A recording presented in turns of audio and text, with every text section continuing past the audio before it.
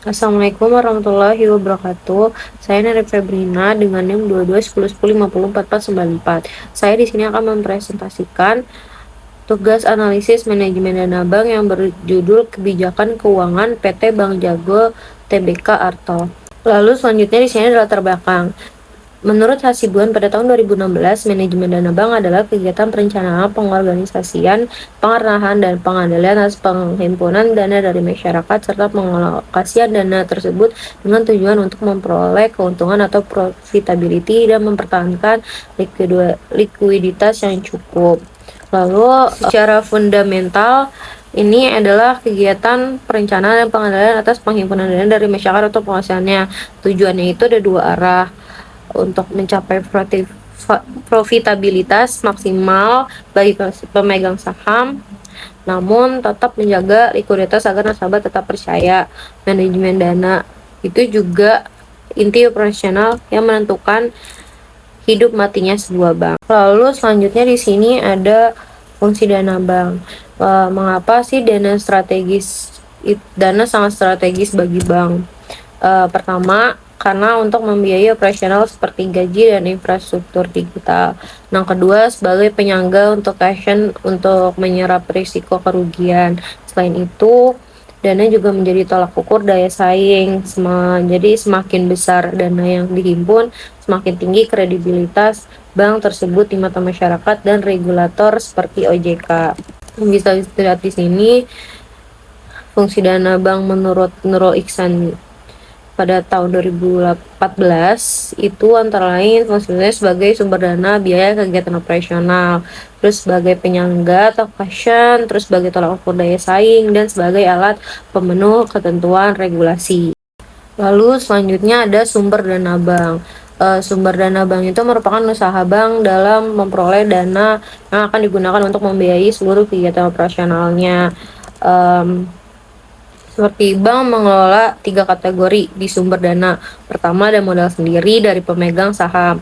Yang kedua, dan yang paling utama itu adalah dana pihak ketiga atau DPK yang terdiri dari giro, tabungan, dan deposito. Lalu yang ketiga adalah dana lembaga lain. Itu seperti pinjaman, antar bank, atau call money yang biasanya digunakan untuk menjaga likuiditas mendesak. Selanjutnya kebijakan keuangan bank.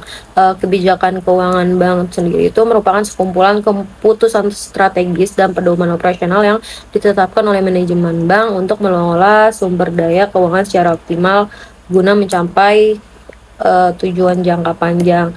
Lalu menurut Hanafi dan Halim pada tahun 2007, kebijakan keuangan pada dasarnya adalah seni mengelola neraca atau balance sheet management agar tercipta keseimbangan antara likuiditas yang cukup dengan profitabilitas yang maksimal.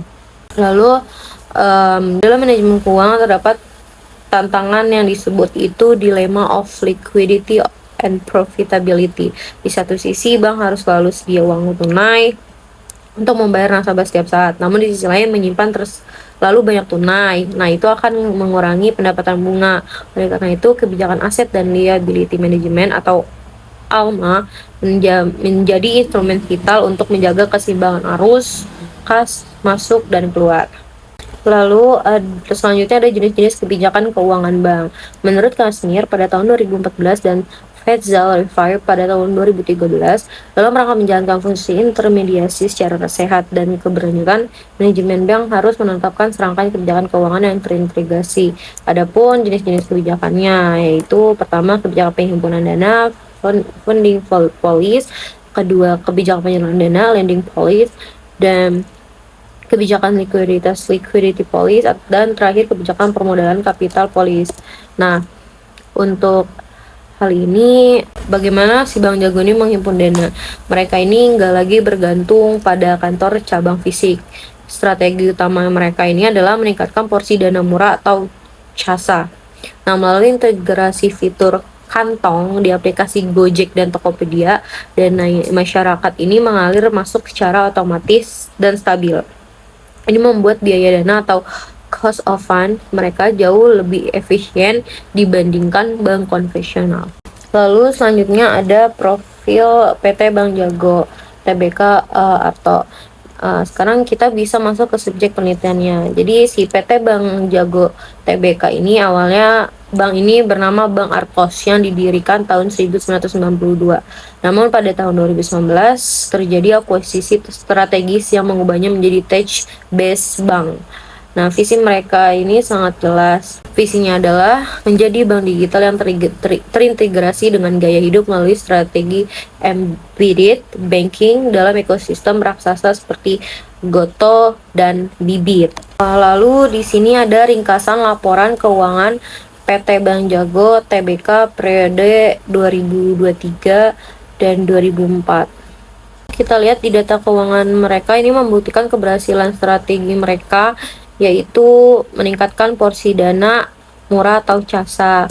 Nah, bisa dilihat DPK mereka ini meningkat sangat tinggi dari Rp 12,7 triliun di 2023 menjadi Rp 17,54 triliun di 2004. Nah, penyaluran kredit juga dia naik menjadi Rp 17,25 triliun. Nah, dampak paling signifikan terlihat pada laba bersih setelah pajak yang melonjak dari 0,072 triliun menjadi 0,412 triliun. Ini mencerminkan efisiensi dan pertumbuhan yang sehat. Lalu selanjutnya analisis strategi mereka. Analisis keberhasilan strategi dari Bank Jago ini kesuksesannya terletak pada kemampuannya mendominasi penghimpunan dana murah melalui integrasi ekosistem. Hal ini memberikan margin bunga bersih atau net interest margin yang kompetitif. Transformasi ini tidak hanya meningkatkan kuantitas dana, tetapi juga memperkuat inklusi keuangan digital bagi jutaan pengguna yang sebelumnya mungkin belum terjangkau perbankan. Kesimpulannya, PT Bank Jago Tbk telah berhasil menerapkan teori perbankan modern ke dalam praktek ekonomi digital. Kuncinya adalah sinergi ekosistem yang menekankan biaya dana dan penggunaan teknologi untuk menjaga likuiditas instan. Kedepan, konsistensi dalam menjaga keamanan data dan adaptasi terhadap regulasi akan menjadi penentu keberlanjutan bank ini. Sekian presentasi dari saya, kurang lebihnya mohon maaf. Wassalamualaikum warahmatullahi wabarakatuh.